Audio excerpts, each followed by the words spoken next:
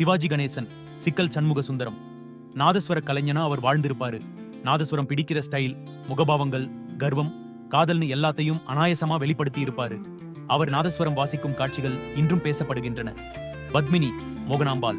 அவரது நடனம், அழகு, காதலுக்காக ஏங்கும் கண்கள், ஈகோ என மோகனாம்பாள் கதாபாத்திரத்துக்கு உயிர் கொடுத்திருப்பாரு.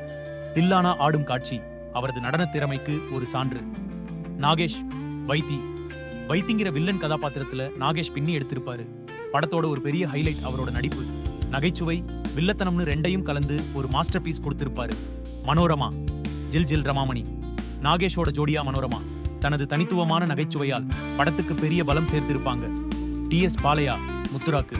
சண்முக சுந்தரத்தின் மாமா முத்துராக்குவாக பாலையா தனது அனுபவ நடிப்பால் படத்துக்கு யதார்த்தம் சேர்த்திருப்பாரு. எம்.என். நம்பியார், கே.ஏ. தங்கவேலு, ஏ.வி.எம். ராஜன் என ஒவ்வொரு கதாபாத்திரமும் கச்சிதமாக பொருந்தி இருக்கும். கே.வி. மகாதேவன் இசையில பாடல்கள் எல்லாமே சூப்பர் ஹிட். நலந்தானா, மறைந்திருந்து பார்க்கும் மர்மம் என்ன போன்ற பாடல்கள் மிகவும் பிரபலம்.